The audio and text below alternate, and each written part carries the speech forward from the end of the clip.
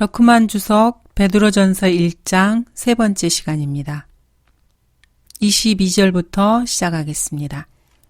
너희가 성령을 통하여 진리에 순종함으로써 너희 혼들을 정결케 하여 가식 없는 형제 사랑에 이르렀으니 순결한 마음으로 서로 뜨겁게 사랑하라.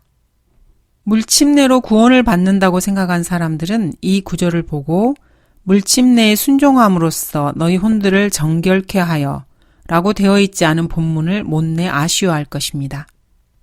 예루살렘에 의해서 사도들과 장로들이 믿는 이방인들을 위한 할례 문제를 놓고 논의한 후에 베드로가 일어나서 중대한 설교를 했습니다. 그 설교는 이러했습니다.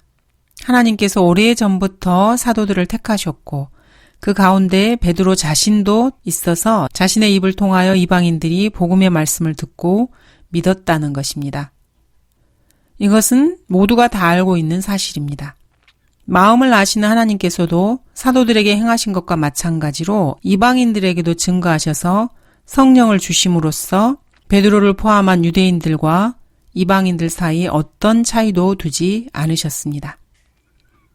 이런 말을 한 후에 베드로는 믿음으로 그들의 마음을 정결케 하셨느니라 라고 합니다. 그러나 물침내로 그들의 마음을 정결케 하셨다고는 결코 말하지 않습니다. 하나님께서는 성령을 통하여 여러분을 진리에 순종케 하셨습니다. 즉, 주 예수 그리스도를 믿도록 하신 것입니다. 그러므로 그 믿음으로 여러분의 혼을 정결케 하십니다. 가식 없는 형제 사랑에 이르렀으니 이는 믿음으로 혼이 정결케 된 결과입니다. 형제 사랑에 가식이 없으려면은 자신의 마음이 정결해야 합니다. 마음이 정결하려면은 먼저 믿음이 있어야 합니다.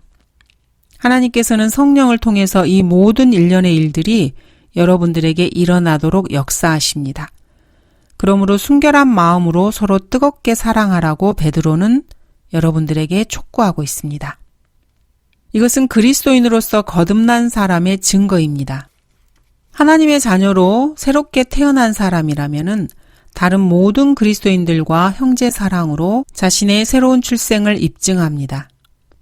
그리스도인의 형제 사랑은 정결한 혼에서 나오는 가식 없는 사랑이고 순전한 사랑이며 뜨거운 사랑입니다. 여러분에게 이러한 사랑이 없다면은 여러분이 과연 하나님의 참된 자녀로 새롭게 태어난 사람인지 의심스럽습니다. 여러분 스스로가 이를 점검해 봐야 합니다.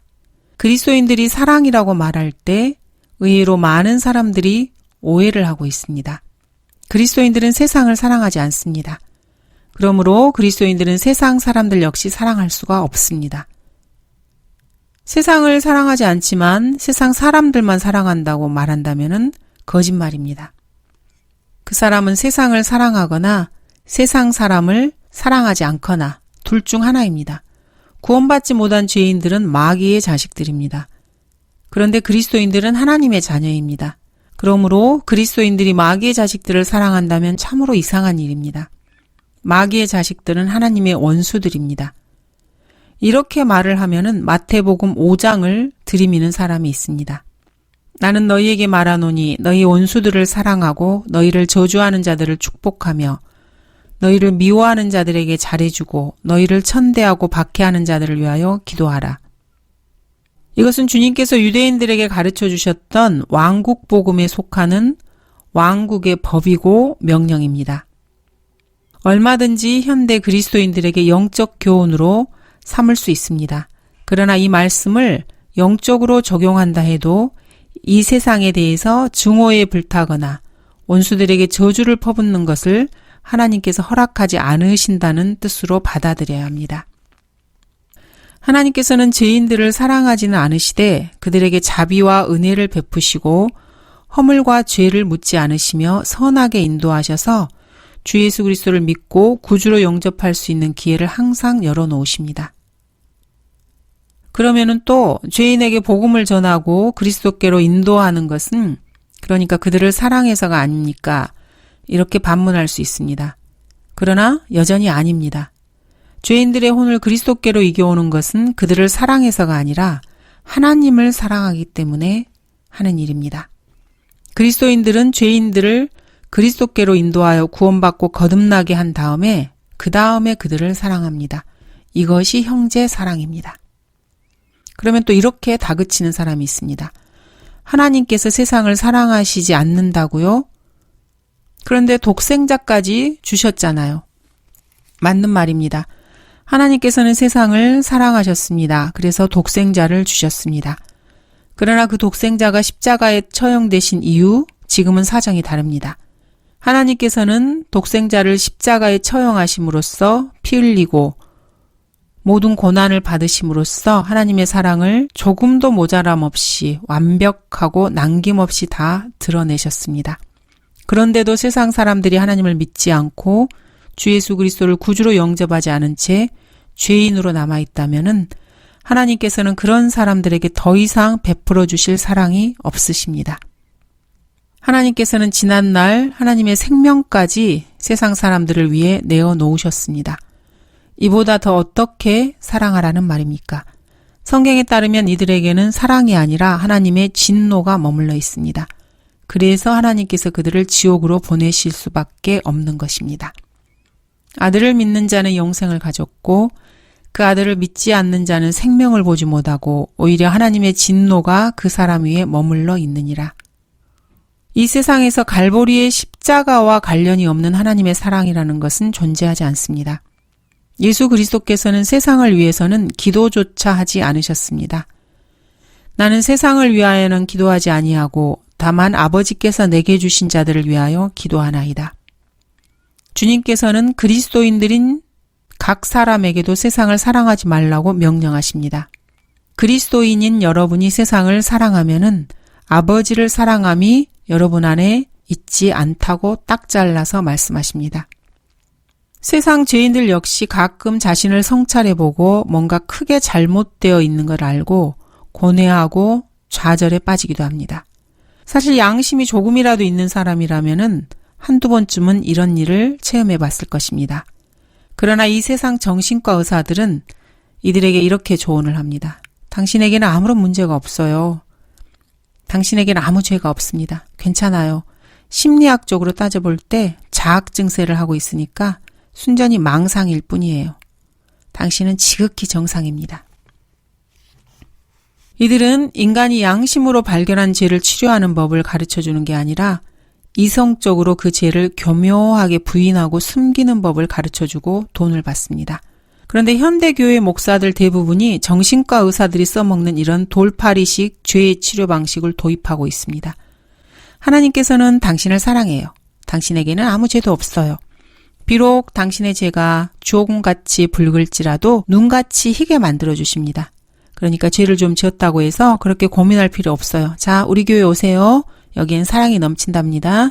우리는 여러분을 사랑해요. 우리 서로 사랑해요. 그들의 말을 듣고 죄인들이 교회에 가봅니다. 그런데 한 달, 두 달, 시간이 지나고 전혀 복음을 듣지 못합니다. 하고 많은 날들을 사랑 타령뿐입니다. 그리고 돈 타령뿐입니다. 죄인들의 죄를 치료하기는커녕 그들을 지옥으로 내몰고 있습니다. 이는 현대사회의 전반적인 특징입니다. 긍정적 사고, 자아 가치 발견, 속박에서 해방, 상대적 가치, 주관적 진리, 진화론적 발전과 향상, 개인의 잠재 능력의 극대화, 이런 것들이 현대사회를 이끌어가는 기본 사상입니다. 하나님께서 세상을 이처럼 사랑하셔서 그의 독생자를 주셨으니 이 귀한 말씀을 빙자해서 함부로 사랑이라는 말을 남발하며 사람들을 속이고 있습니다. 갈보리의 십자가를 가르치지 않는다면은 또 지옥에 대해서 설교하지 않는다면은 진정한 사랑이 아닙니다. 그건 가식 없는 사랑도 아니고 순전한 사랑도 아니며 뜨거운 사랑도 아닙니다. 이런 사랑은 그리스도 안에서 형제가 된 사람들 사이에서 오고 가는 사랑이기 때문에 아무 데서나 기대하지 않는 것이 좋습니다. 23절 너희가 거듭난 것은 썩어질 씨로 된 것이 아니라 썩지 아니할 씨로 된 것이니 살아있고 영원히 거하는 하나님의 말씀으로 되었느니라. 참으로 위대한 구절입니다. 암송하는 것이 좋겠습니다. 그리스도인이 거듭난 것은 육신적으로 어머니의 태에서 잉태되도록 만든 육신적인 아비의 씨, 썩어질 씨로 된 것이 아닙니다. 여러분의 아버지가 아무리 우생학적으로 우수한 씨를 가지고 있다 해도 그것은 썩어질 씨입니다. 그래서 모두가 죽어야 합니다. 자녀들을 낳더라도 그들 역시 죽습니다. 자신의 씨가 좋은 씨가 아니기 때문입니다. 여러분의 씨 역시 썩어질 씨입니다. 여러분의 부모님들은 세상을 떠나신 분도 있을 것입니다. 조부모로부터 받은 씨가 좋은 씨가 아니라 신통치 않은 씨였기 때문입니다. 그러나 그리스도인들이 거듭나는 것은 아주 다릅니다.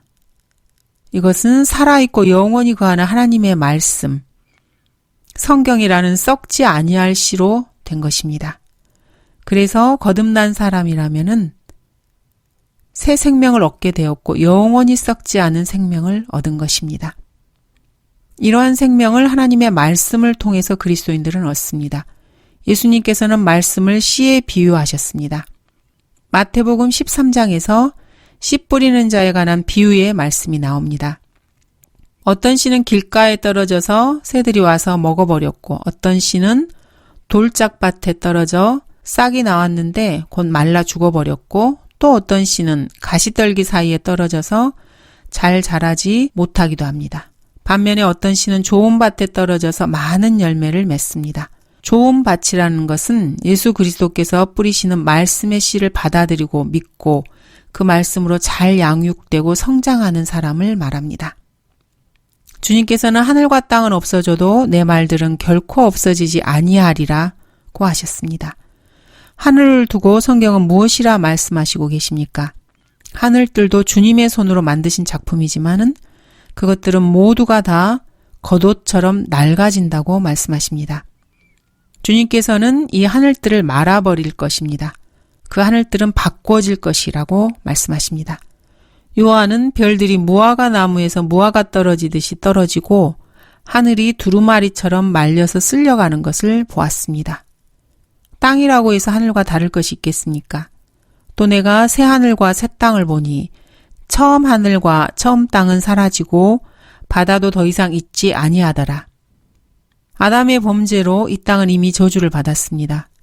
그 위에 사는 인간에게 가시나무와 엉겅퀴를 내고 있습니다. 인간은 이 저주받은 땅에서 고통 중에 그 소산을 먹고 살고 있습니다. 카인이 살인자가 되었을 때 그는 땅에서 저주를 받았고 경작해도 그 효력을 내지 않게 되었습니다. 땅에서 도피자와 유랑자가 된 것입니다. 하늘과 땅은 그렇게 해서 언젠가는 사라지게 되어 있습니다. 성경을 보십시오. 그 성경을 두고 주님께서 하신 말씀이 하늘과 땅은 없어져도 내 말들은 결코 없어지지 아니하리라는 것입니다. 성경은 참으로 인간이 헤아릴 수 없을 만큼 엄청난 책입니다. 한번 생각해 보십시오. 하늘과 땅이 없어진다? 상상할 수 있겠습니까? 그런데도 주님의 말씀들은 그대로 영원히 있습니다. 정말 놀랍지 않습니까? 여러분은 언제든지 주님의 말씀을 구입할 수 있습니다. 펴보고 읽을 수 있습니다. 말씀의 활력, 생명의 에너지가 여러분에게로 들어오게 할 수 있습니다. 마치 전기 에너지를 끌어들일 수 있는 전기 코드를 꽂는 순간과 같습니다. 성경에서 받는 생명 에너지는 결코 없어지지 않고 끊어지지도 않을 영원한 에너지입니다. 여러분들은 그 에너지로 엄청난 힘을 내며 발동기처럼 힘차게 돌아가거나 등불처럼 환히 빛을 비추게 됩니다. 코드가 접속되어 있는 한 언제까지나도 에너지를 공급받고 힘을 발휘하게 됩니다. 그러나 성경에서 플러그를 뽑는 순간에 즉시로 무력하게 되어 아무짝에도 쓸데가 없는 존재가 되어버립니다. 다시 성경을 펼치고 말씀에서 에너지를 공급받지 않으면은 여러분들은 서서히 사가 없어지고 썩어버리고 맙니다. 성경은 바로 그런 책입니다. 한글 킹제임스 성경은 바로 하나님께서 보존하신 한국어를 쓰는 사람들을 위해 마련하신 하나님의 보존된 말씀입니다. 베드로는 지금 이 구절에서 살아있고 영원히 거하는 하나님의 말씀을 통해서 하나님의 말씀이 살아있음을 분명하게 천명하고 있습니다. 바울 역시 이렇게 말하고 있습니다. 하나님의 말씀은 살아있고 활력이 있어 양날이 있는 어떤 칼보다도 예리하여 혼과 영 그리고 관절과 골수를 찔러 가르고 마음의 생각들과 의도들을 판별하느니라. 하나님의 말씀은 이렇게 살아있기 때문에 성경을 집어드는 순간 그 사람 손에 어떤 물건이 있는 것이 아닙니다. 생명을 가진 유기체가 그 사람 손에 있습니다. 생명체는 활력이 있고 움직이고 숨을 쉬고 에너지를 발산합니다. 하나님의 말씀은 그 어떤 유기체보다도 엄청난 힘을 발휘합니다. 얼마나 엄청난 유력을 발휘할 수 있었으면 하나님께서 그 말씀으로 하늘과 땅까지 지으셨습니다. 그래서 하나님의 말씀은 살아있습니다. 성경은 살아있는 책입니다. 성경은 다른 책들과 전혀 다릅니다. 성경이 아닌 그 어떤 다른 책들도 성경과 비교될 수 없습니다. 성경을 제외한 나머지 모든 세상의 책들은 죽은 책들입니다. 24절 이는 모든 육체는 풀과 같고 사람의 모든 영광은 풀의 꽃과 같으며 풀은 마르고 꽃은 져도 모든 육체라면은 그리스도인들까지 포함하고 있습니다. 모든 육체는 풀과 같이 잠시 살다가 죽습니다. 세상에는 별의별 풀들이 다 있지만은 어떤 풀이라도 한철 살다가 곧 죽어서 사라집니다.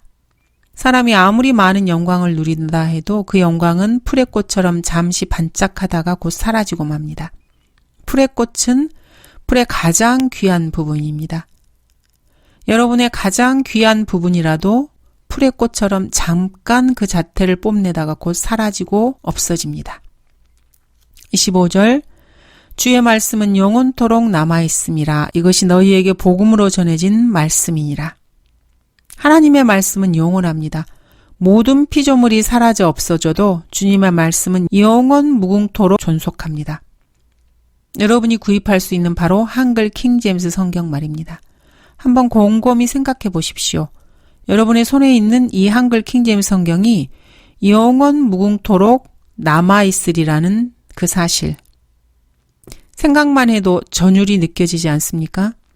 세상의 모든 피조물들이 다 불에 타 없어지는데 이 성경만이 영원히 남아있습니다. 한국인들에게는 한글 킹제임스 성경, 영어를 모국어로 쓰는 사람들에게는 영어 킹제임스 성경입니다. 베드로는 이것이 말씀이라고 합니다. 세상은 없어져도 절대로 없어지지 않는 이것이 바로 그 말씀입니다. 그 말씀이 여러분에게 복음으로 전해졌습니다. 그러니까 복음은 그 말씀으로 이루어진 것입니다. 시몬 베드로는 성경을 가리키면서 이것이 그 말씀이다 이렇게 말합니다. 그리고 그 말씀이 복음이 되어서 전해진다고 말하고 있습니다. 그 말씀으로 된 복음이 전파되고 여러분들이 그것을 읽고 듣습니다. 하나님의 말씀은 전파되고 귀에 들리고 또 읽혀집니다. 자, 그 말씀이 여기 있어. 내가 그 말씀을 그대에게 줘.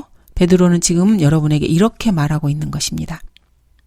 자, 이제 이 말씀이 여러분에게 펼쳐져 있습니다. 감사합니다.